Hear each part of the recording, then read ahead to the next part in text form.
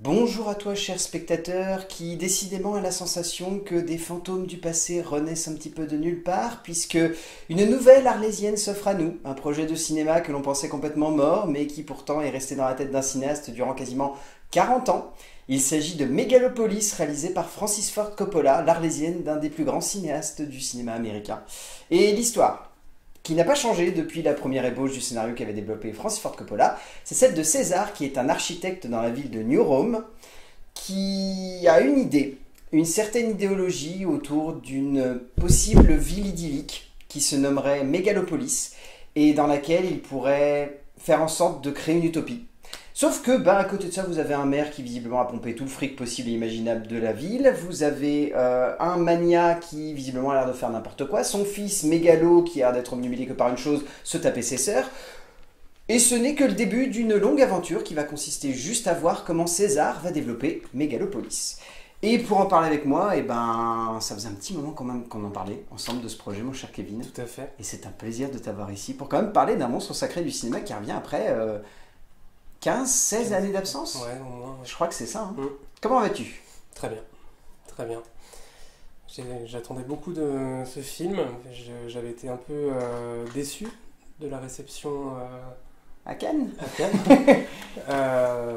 Mais j'avais des proches qui avaient pu le voir, enfin des connaissances qui avaient pu le voir et qui me maintenaient qu'il fallait quand même le voir. Que ça restait un film important. Donc j'y suis allé avec crainte et attente à la fois. Bah oui, parce qu'on va pas se mentir, c'est vrai que les Arlésiennes ont cette fâcheuse tendance à décevoir. Que ce soit le Don Quichotte de Terry Gilliam, avec une certaine appréhension le Gladiator 2 de Ridley Scott. C'est vrai que des projets comme ça, tenus par des réalisateurs depuis maintes et maintes années, qui finissent par voir le jour avec une espèce d'entêtement phénoménal qui parfois en fait des espèces de proto-long métrage coincé dans le temps, c'est vrai que ça titille autant la curiosité que ça incite aussi à se demander si le metteur en scène il n'aurait pas aussi tout intérêt à se remettre complètement en question et à partir sur quelque chose de totalement différent et de pas du tout continuer ce projet. Francis Ford Coppola, c'est quand même un des derniers grands monstres sacrés du cinéma avec Steven Spielberg, avec George Lucas, avec Martin Scorsese, qui a une vraie idée de 7e art et qui a cherché à l'explorer tout au long de sa vie. Même à l'aune des années 2000 où il a eu une énorme remise en question et où d'un seul coup il est passé en full autoproduction et où il s'est mis à faire des longs métrages qui l'intéressaient très fortement et parfois c'était très intéressant, parfois c'était très bizarre. Autant moi j'aime beaucoup Tétro et L'Homme sans âge, je trouve que Twixt est... Moment. Voilà, c'est un truc. Mais donc voilà, et comme tu l'as si bien dit, c'est vrai qu'il est passé à Cannes, il était en compétition, il s'est pris une grosse mandale de la part des spectateurs et également aussi de la Croisette, et c'est ainsi qu'il débarque dans nos salles avec une certaine appréhension. Et c'est là que je me tourne vers toi, Kevin, et que je te demande ce que tu as pensé de Mégalopolis. J'ai bien aimé. Salut, pardon. Non, j'ai bien aimé. J'ai trouvé qu'il était plein de maladresse, qu'il y avait vraiment des choses qui... très, trop outrancier, trop... Enfin voilà, il y a beaucoup de choses qui font que le film est quand même un trop plein d'idées, de notions, voilà. Et qui se prend à la fois trop au sérieux et pas du tout. Enfin, il y a une double impression un peu sur tout du long. Mais à la fin, j'ai quand même l'impression que ce qui dominait chez moi en sortant de la séance, c'est quand même que je trouvais ça incroyable qu'à 85 ans, après, tu l'as dit, presque 20 ans d'absence, Coppola ait réussi à faire ce film-là en totale liberté. On pourra y revenir, mais je pense que peut-être qu'il a eu trop de liberté. Voilà.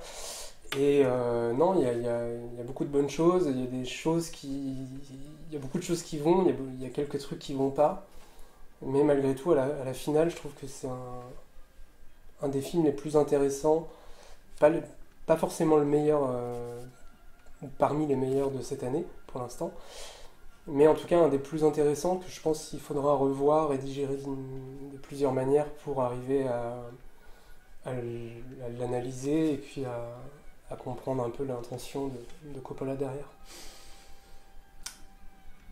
Parce que je n'ai pas l'intention, moi je t'avoue. Non, je sais pas si je peux dire que j'ai vraiment aimé en fait Megalopolis. Si je devais résumer mon avis, c'était intéressant. mais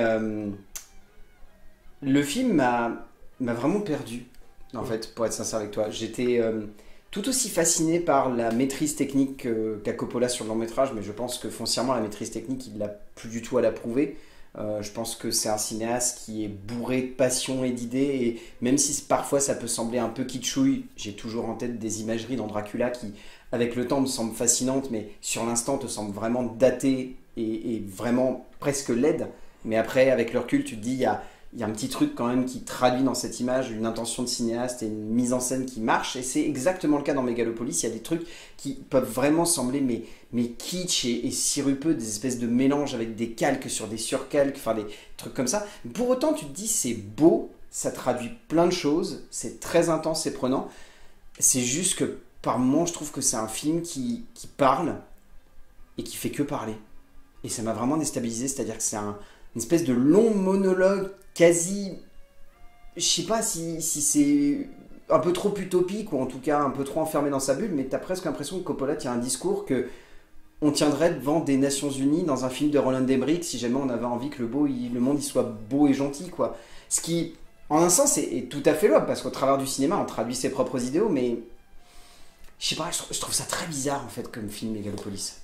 En fait, la naïveté que tu évoques, en fait, je pense que c'est c'est très lié à la métaphore qu'il essaye de dresser en fait entre New Rome, en fait, cette espèce de New York décadent qui renvoie à la Rome antique et tout ça. C'est ça. Même dans les noms des personnages, Cicéron, etc. Enfin, voilà, César. César. Bon.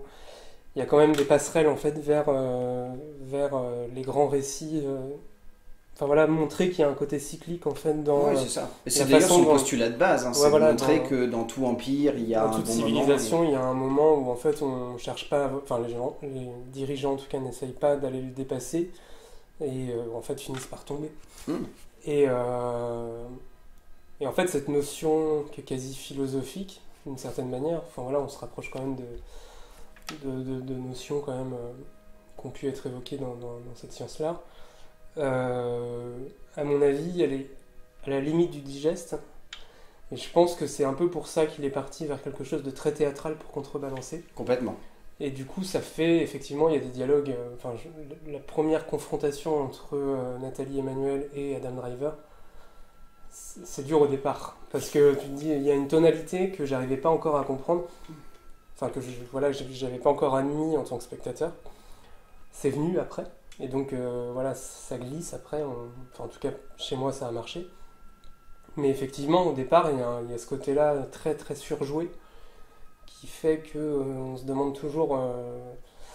Mais c'est un équilibre un peu délicat, quand même, de l'ensemble.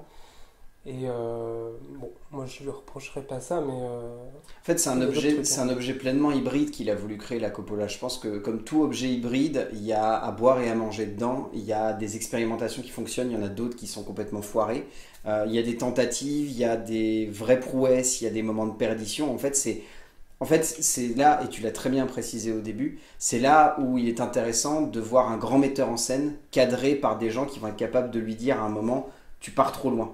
Et je pense que peut-être c'est ce qui manque à Coppola en fait depuis maintenant une bonne vingtaine d'années en fait, depuis qu'il est en full autoprod. C'est un cinéaste qui tente des choses, qui parfois livre des objets vraiment fascinants et qui interroge. Je reste sur le fait que Tétro, c'est quand même un très très très bon film d'un cinéaste qui vraiment a envie de raconter sa vision du 7e art, mais qui peut-être s'enferme un peu trop, mais qui pour autant arrive à pleinement l'épanouir. Là où L'Homme sans Jazz et Twixt sont vraiment des films qui sont très auto-centré et très fermé en fait sur sa vision du cinéma, et où Dracula, là où Apocalypse Now, là où Le Parrain, il a quand même été cadré par des producteurs, par une certaine idée de studio, par un objectif qui faisait qu'il devait se tenir en fait à des engagements qui le poussaient en fait créativement à se poser des limites pour pas aller trop loin. Pas trop sur Apocalypse Now, mais effectivement son dernier grand film... En même temps, sur Apocalypse Now, il a pété un câble, donc je pense que c'est qu'après ils ont fait alors tu vas te cadrer sur le montage dans ce cas-là. Mais oui, c'est plus en post-prod. Mais le dernier grand film produit qu'il ait fait, c'est Dracula. Ouais. Et encore qu'il était producteur dessus, donc il avait son mot à dire. Il a toujours de toute façon eu son mot à dire sur la prod Coppola. En fait, parmi ses films les plus intéressants, il y a des films qu'il a fait dans les années 80, où là il était obligé de répondre à des attentes de studio, et ça a produit des choses comme Coup de cœur ou Rusty James, ou etc. Et du coup, c'est vrai que c'est une facette de lui où quand il est trop libre, et là la seule personne qui l'a accompagné, on le voit dans le générique, c'est Roman Coppola, C'est ça. qui était son second assistant, enfin qui était son assistant réalisateur. Bon, Son j'imagine fils, qu'il c'est n'a son pas dû fils, lui quoi. dire C'est grand-chose. son fils, ça. Voilà. Donc, ouais. Donc dans cette mesure-là, je pense qu'il a eu les coudées complètement franches pour faire vraiment ce qu'il a voulu.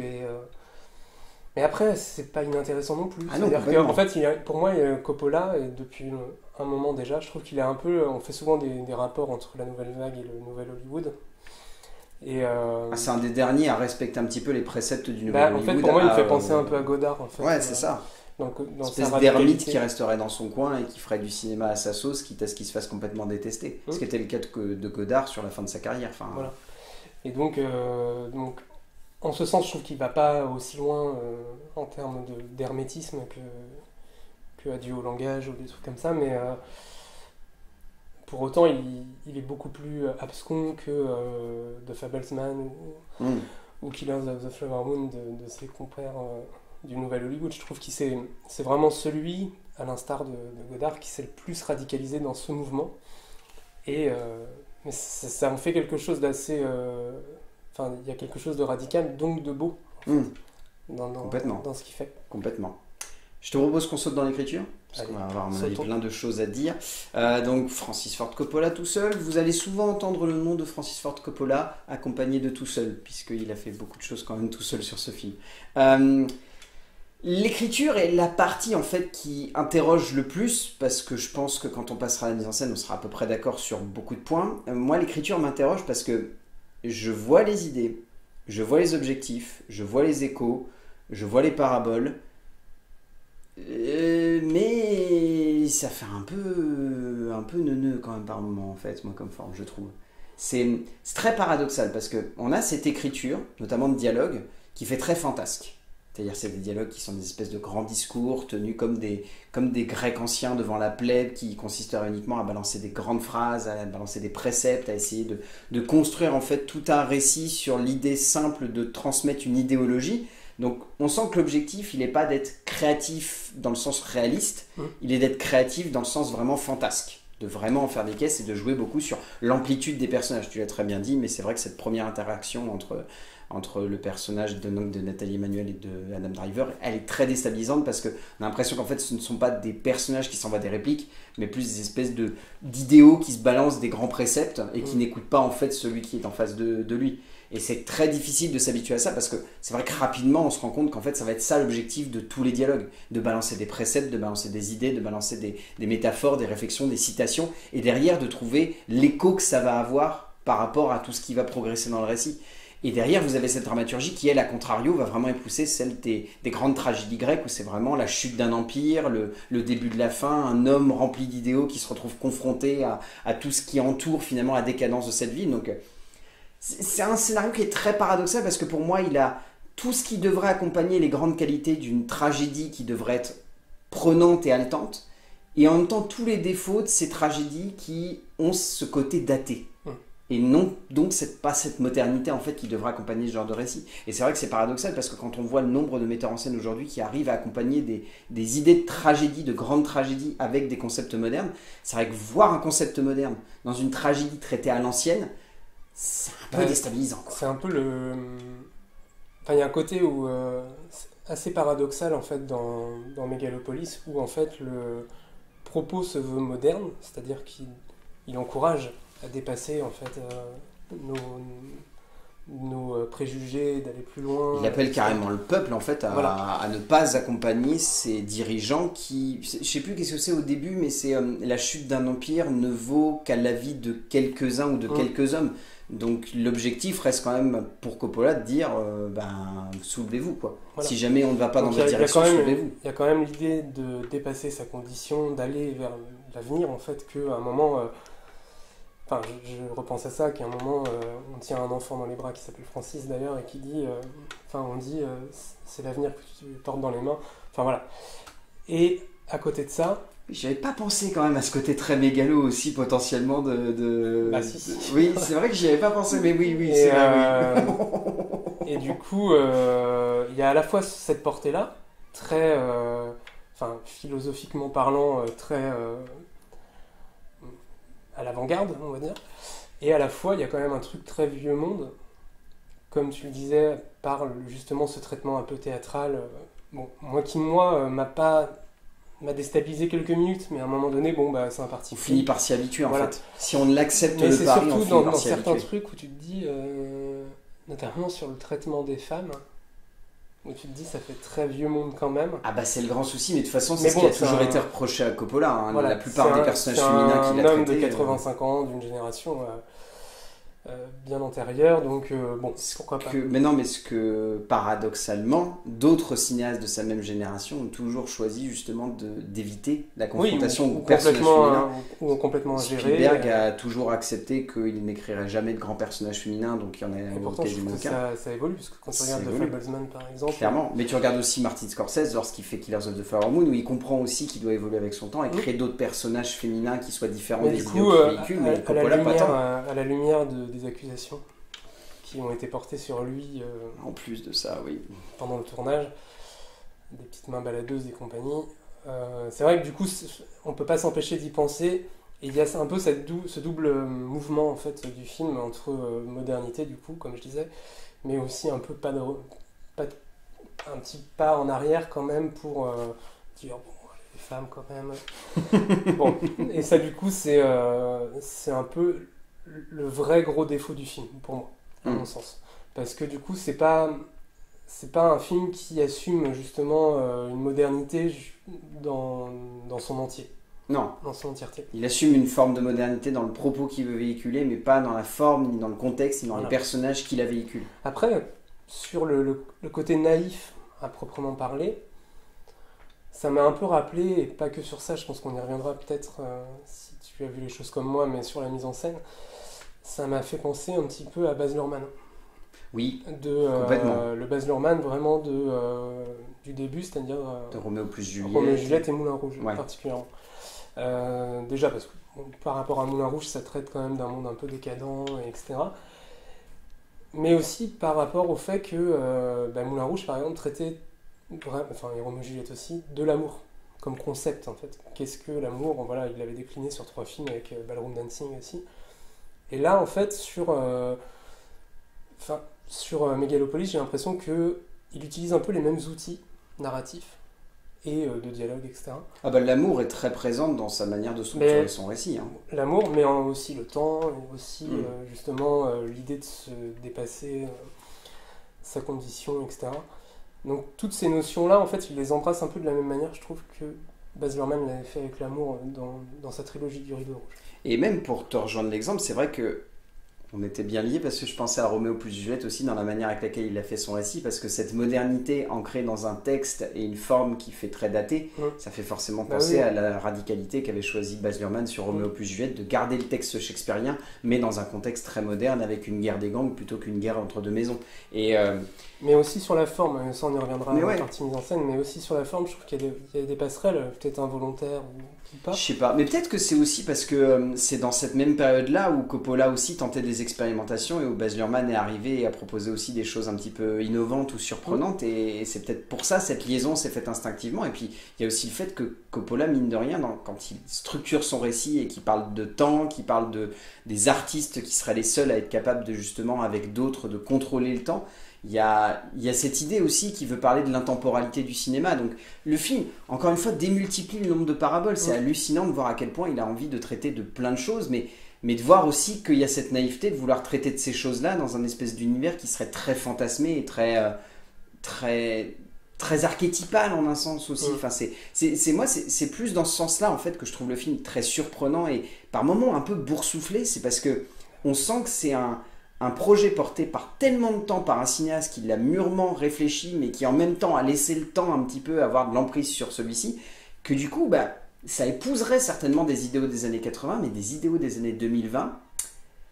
Je suis pas sûr qu'il y ait tant de monde en fait qui se retrouve dans la manière avec laquelle il voit le monde et dans cette idée d'utopie. Aujourd'hui, on sait que l'utopie c'est quelque chose de, je dirais pas d'inaccessible, mais en tout cas c'est quelque chose qui demanderait tellement de concessions et tellement d'abandon que ça semble difficile en fait pour l'humanité d'accepter ça aujourd'hui. Alors certes, c'est hyper intéressant de voir un cinéaste développer ça, mais ça fait un peu daté quoi.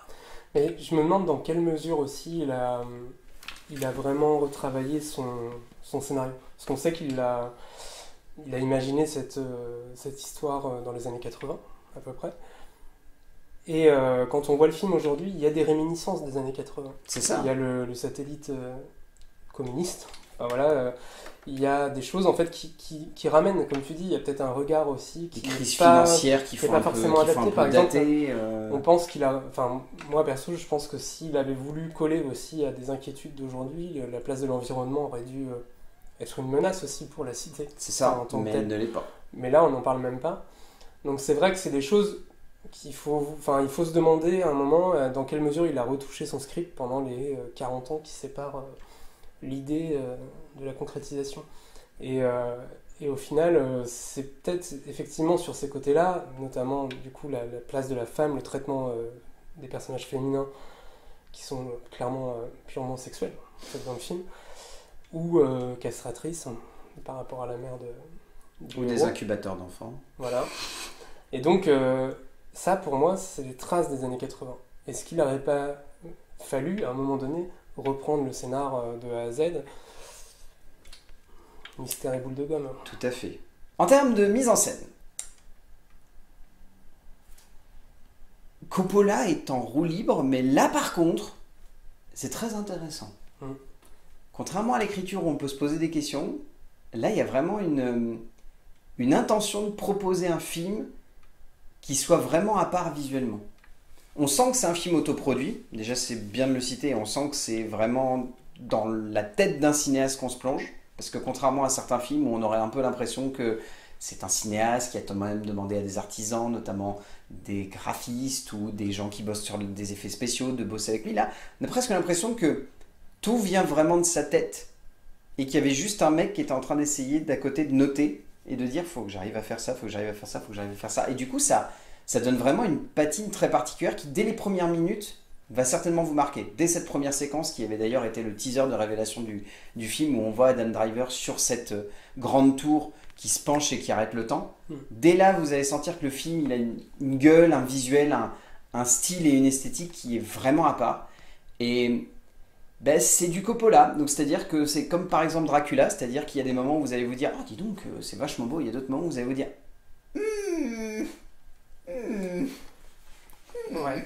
En fait, la crainte que j'avais par rapport à ce film en particulier, c'était la fameuse sénilité créative.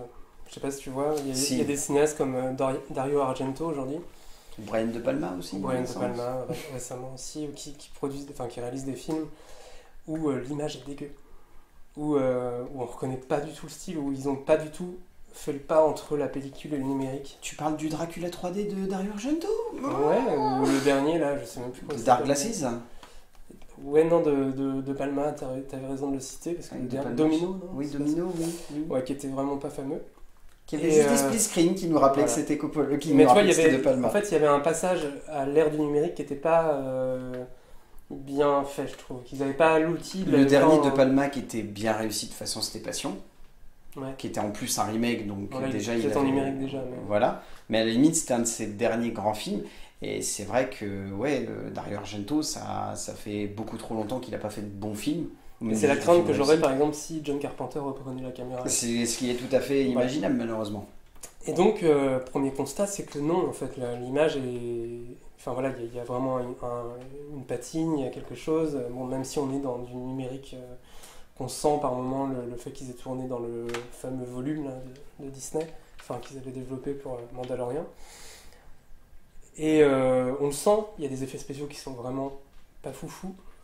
Notamment quand on voit les... Enfin, c'est peut-être un peu spoiler, mais quand on voit un peu la mégalopolis concrètement, on se rend compte que bon, le budget était peut-être pas au rendez-vous. En même temps, la vision, je pense que même avec du budget, elle aurait fait un peu mal aux yeux, très sincèrement. Oui, oui. Elle aurait fait très mal aux yeux. Mais après, tout ce qui est travail, moi j'appelle ça un peu travail de collage, c'est-à-dire les trucs, les superpositions, comme tu disais, tout ça. En fait, ça me rappelle à la fois Dracula, ça me rappelle un peu Coup de cœur aussi qu'il avait pu faire. Et au final, enfin voilà, c'est pas quelque chose qui est à l'opposé de ce qu'il a pu nous habituer en fait. en termes de mise en scène. Donc il y a une logique. Alors après, peut-être qu'il aurait fallu plus peut-être plus de plans larges pour montrer vraiment l'ampleur en fait de cette New Rome, etc. Alors, Ouais, il y en a, hein, mais bon, ouais, il y en a, mais c'est vrai que. En fait, moi, ce qui m'a beaucoup marqué, c'est les imageries qu'on avait déjà pu voir un petit peu dans la bande-annonce, c'est-à-dire ce jeu, par exemple, avec le moment où ils vont dans les endroits un peu sombres, enfin, ce qu'ils appellent Atlantic City, la partie vraiment sombre de New Rome, où là, d'un seul coup, on se retrouve avec des statues qui s'adossent contre les murs, d'autres qui font tomber des tablettes avec des commandements dessus. Enfin, ça, c'est des images qui, en fait, sont fortes parce qu'on sent que derrière, il y a quand même un vrai travail de vision. Et en fait, tu parlais de sénilité possible et imaginable dans la mise en scène de Coppola. En fait, elle ne se ressent pas parce que Coppola, contrairement à d'autres metteurs en scène, a une vision du cinéma qui est vraiment unique et singulière. C'est pas un cinéaste qu'on pourrait dénommer comme un cinéaste du look, comme par exemple De Palma peut l'être. Et je dis pas que le look c'est une mauvaise chose, je dis juste que le look est forcément ancré dans des imageries bien particulières et accroché à l'esthétique. Voilà. Et en plus de ça, c'est vraiment accroché à retravailler le film. De Palma, lui, c'est vraiment beaucoup de travail autour du montage, autour de la manière de découper, de superposer des plans. Alors que Coppola, c'est vraiment un cinéaste qui a une vision globale d'un projet. Je veux dire, Apocalypse Now, citez-moi un autre film qui a la gueule d'Apocalypse Now. Le Parrain, citez-moi un autre film qui a la gueule du Parrain. Il y a des imitateurs, il y a des gens qui essayent de copier, qui essayent de se sentir dans la lignée de ces films-là. Mais en fait, c'est juste là qu'on se dit, Coppola a une vision. Et cette vision, elle est encore là dans Megalopolis. Elle est questionnable parce que clairement, elle fait dater par moments. Elle interroge parce qu'elle est parfois bizarre, boursouflée, un peu comme l'écriture, loufoque aussi par instant. On a presque la sensation des fois qu'il y a des imageries où on se dit, ouais, quand même. T'es pas obligé d'aller dans ce genre de truc où t'as des cache-œils, des superpositions de calques où c'est genre un petit peu flouté, un petit peu transparent. Enfin, un peu kaléidoscopique aussi. Voilà, c'est ça. Tu peux te dire c'est un peu daté ou alors c'est clairement plus d'époque. Et en même temps, tu te dis bah c'est une prise de risque. C'est une tentative d'un cinéaste qui n'a pas envie de se laisser enfermer dans une certaine case ou une certaine idée du cinéma. Donc, encore une fois, moi, si j'ai plein de choses que je peux questionner au niveau de l'écriture, au niveau de la mise en scène, je me dis quand même que c'est vraiment impressionnant, quoi. Mais comme l'était Dracula, pareil, je te l'avais dit au début, j'étais en train de me dire, bah, c'est bizarre comme film. Et au final, plus tu le laisses décanter, plus tu te dis, bah, ces imageries, elles sont peut-être bizarres, mais elles restent en tête, quoi. Mais tu vois, là, on parlait de Baz Luhrmann sur l'écriture, mais effectivement aussi sur la mise en scène, il y a aussi une approche un peu comme ça. Dans la scène de la fête, là. C'est où le personnage principal boit, etc. Et il y a quelque chose de très Moulin Rouge, je trouve, dans cette scène-là. Ah bah c'est très chorégraphié et alors c'est très habité aussi par une vision singulière. Moulin Rouge aussi héritait d'un background avec Coup de cœur, justement, qui était aussi une comédie musicale. Donc peut-être que ça revient finalement Un retour aux sources. Ce qui appartient à César, quoi. Mmh. Et du coup, c'est pas illogique. Et d'ailleurs, ça se trouve, on poserait la question à Coppola qui dirait que ça se trouve, il a jamais vu Moulin Rouge, mais je sais pas, je trouve qu'il y a quand même une correspondance entre les deux. Et voilà, j'avais pas vu Coppola aussi dynamique dans certaines scènes depuis un moment. Bah, moi, ça m'a vraiment fasciné parce que je trouvais que cette séquence-là en particulier, pour rebondir sur l'exemple que tu cites, je trouve qu'elle a vraiment une esthétique, un relationnel avec le corps, un travail sur la perte des repères, des choses comme ça qui, je trouve, est vraiment fantastique. Enfin, cette scène où on voit un personnage de César avec plein de bras qui se déploient derrière lui et lui devant qui commence un peu à devenir fou parce qu'il est complètement ivre. Je trouve que le travail du montage derrière, l'accompagnement de tout ça, ça amène en fait un cachet et une esthétique qui, encore une fois, on peut questionner plein de choses sur le film, mais s'il y a un truc qu'on peut pas questionner, c'est que le film est unique en son genre. Et qu'aujourd'hui, moi, si je vais au cinéma, ce genre de film, bah certes, il me fait débattre après, il me fait poser questions sur est-ce que j'ai aimé ou pas, mais indéniablement, je me dis, je vais quand même le garder en tête, quoi. Il va quand même me rester là parce que je vais avoir la sensation qu'un cinéaste a essayé de me parler avec un langage complètement atypique et complètement unique, mais qu'au moins, bah, ce langage, il est singulier et il traduit plein de choses. Il m'incite à repenser l'art, il m'incite à repenser la manière de raconter une histoire, la manière de la voir. Enfin, encore une fois, ouais, c'est bizarre, mais en fait, c'est le genre de film où je vais potentiellement te dire, si jamais tu me demandes si je l'aimais ou pas, bah bof. Mais par contre, si tu me demandes, bah, est-ce qu'il t'est resté en tête, je vais te dire oui, sans hésitation. Il y a aussi un truc dans tout ce travail de collage, de trucs qui sortent un peu de l'ordinaire, qui sont par moments assez kitsch aussi. Il y a quelque chose qui revient aussi de Roger Corman, j'ai l'impression, enfin de toute cette production. Coppola Rentabiliser le moindre dollar. d'une part, mais Coppola vient de là. Enfin, Ouais. ses premiers films ont été produits chez lui. Et c'est un artisan aussi. Et c'est il y a bien le de côté rappeler. artisanat, voilà, c'est ça que je voulais dire. Des maquettes, Parce que quand beaucoup tu de dis jeux les bras, d'ombre. Quand tu dis les bras, on voit très bien que derrière Adam Driver, il y a différents personnages, enfin C'est ça. différents acteurs. Quand on voit les rues de New Rome, on voit que c'est soit un mélange de maquettes, soit de vrais plans de Ouais. New York qui ont été filmés, soit de... Et je trouve que ça, c'est un charme. Les plans où t'as les Vraiment ombres indéniable. sur les immeubles. Ça se voit que c'est des maquettes, mais tu te dis, putain, ça marche quoi. Ça Mais marche. ça renvoie vachement à Dracula, justement. Oui, c'est ça. Les imageries très marquées, très baroques, quasi gothiques. Enfin, c'est... Mm. Non, ça fonctionne super bien. Encore une fois, plein de choses à questionner, mais visuellement, le film est une vraie prouesse technique. Ça, c'est indéniable. Le casting. Je ne sais pas par où commencer, je te le dis tout de suite. On va se débarrasser des deux gros points forts du film, qui sont Adam Driver et Nathalie Emmanuel. Les deux sont, alors je dirais bons, mais sans plus, honnêtement. Bah, en fait,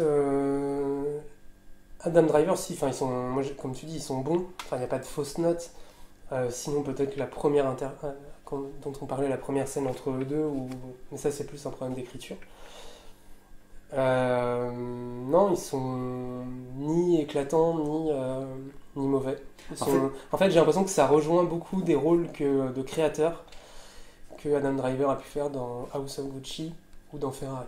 J'ai cité House of Gucci. En fait, de manière globale, je trouve que le casting m'a fait la même impression que sur House of Gucci. C'est-à-dire plein de gueules, mais j'en ai trouvé aucune qui arrivait vraiment à détacher son épingle du jeu, en fait. Et pire que ça, je trouve qu'il y en a certains qui sont quasi à côté de la plaque. John Voight, que je trouve presque mauvais par moment. Mais même dans la vie, je pense qu'il était à côté de la Ça, c'est plaque. possible. Dustin Hoffman m'a un peu amusé, mais honnêtement, je trouve que on sent qu'il est là uniquement pour faire plaisir à Coppola et qu'il n'est pas très investi dans le rôle. À la limite, Giancarlo Esposito est peut-être le seul qui m'a vraiment un peu plus marqué dans les rôles secondaires parce que je trouve qu'il a quand même Il est beaucoup de émouvant. charisme. Il Ouais. est émouvant, son Il est personnage. touchant son personnage.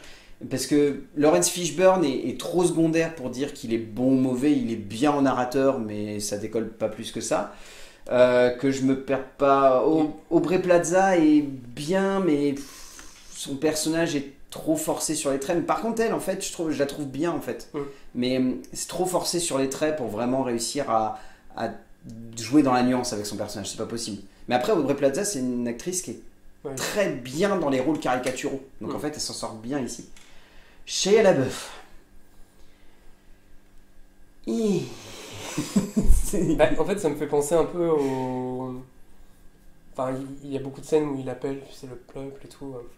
Et ça me faisait penser un peu au happening qu'il avait fait dans la vraie vie, quoi. Non, mais même, tu sais, il avait fait des trucs comme ça où il était devant des foules, en vrai.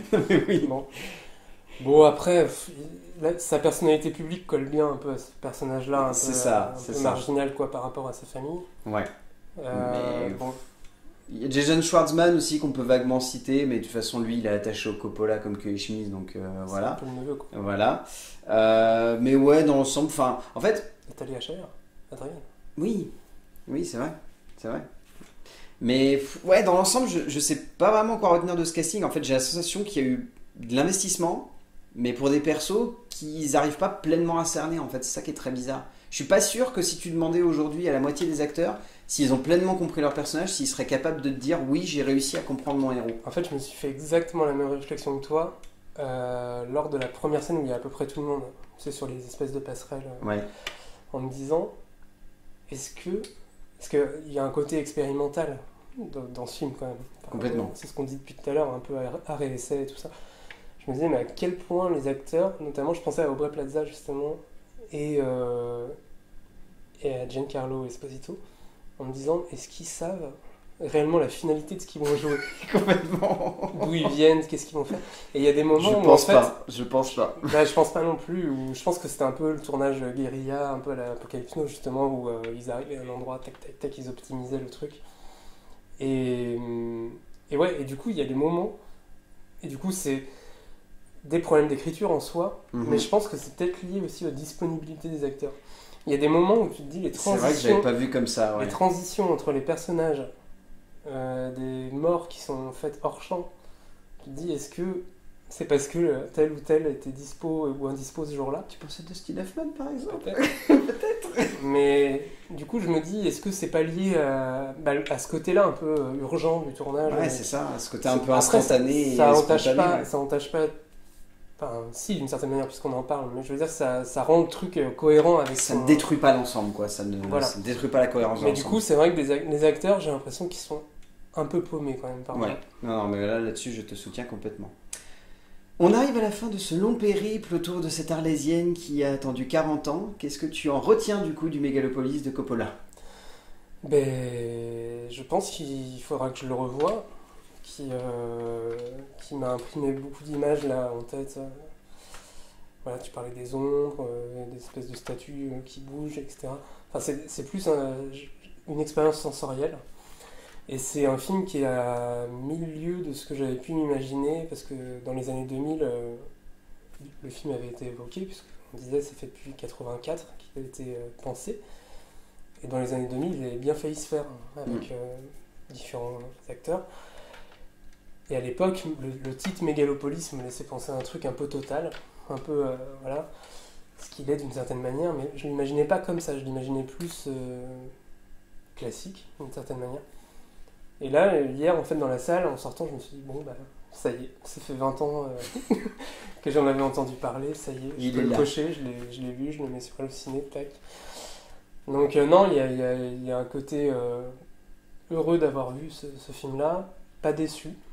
En fait, je pense que les critiques cannoises ont un peu diminué mes attentes aussi, donc ça m'a permis d'aborder différemment aussi ce film, qui est plein de défauts, mais dont les qualités, je trouve, prennent vachement le pas. C'est tout ce qui traduit en fait mon avis autour du film. C'est un film tellement atypique que j'ai envie vraiment de vous pousser à aller le voir en salle. Vous risquez de sortir vraiment énervé et peut-être de vouloir me jeter un bâton dans la gueule. Je pourrais comprendre. Mais le projet est unique. Tellement unique, tellement singulier en fait, qu'il laisse plus un sentiment en fait à la sortie de la salle que réellement un réel enthousiasme ou une détestation complète en fait. C'est ce que je trouve très intéressant parce que c'est un film qu'on a, en tant que cinéphile, tellement entendu parler, évoquer, oui dire, à gauche ou à droite, il s'est fait, il s'est pas fait, il va se faire, il va pas se faire. On l'a attendu avec tellement de passion comme L'homme qui tua Don Quichotte ou plein d'autres projets où on se dit ça va jamais avoir lieu et puis finalement, oh bah si, bah tiens, on va y avoir droit, que rien que pour ce sentiment-là de se dire, comme tu l'as si bien traduit, je l'ai vu enfin ce film que j'attendais, ça vaut le coup d'œil. Après, vous allez être interrogé, vous allez être questionné par plein de trucs, vous allez vous demander qu'est-ce que fait ce film ou qu'est-ce qu'est ce film, mais au bout du compte, il va quand même vous marquer. Donc je pense que le Mégalopolis de Francis Ford Coppola, il faut quand même aller le voir en salle. Vous serez peut-être mitigé sur ce que vous allez voir, mais le film est réellement fascinant et pousse à interrogation. Ce qui est peut-être le but principal du cinéma, finalement. Merci mon cher Kevin. Merci à toi d'avoir participé à cette vidéo. Je sais qu'on se retrouvera, je ne sais pas précisément pourquoi, mais on va se donner un petit rendez-vous et puis on va se trouver un petit film à chroniquer. On se trouvera bien. Et oh oui. Et d'ici là, on va dire aux gens d'aller voir des films parce que c'est bien d'aller voir des films et qu'on se retrouvera pour parler de films, bien évidemment. A plus.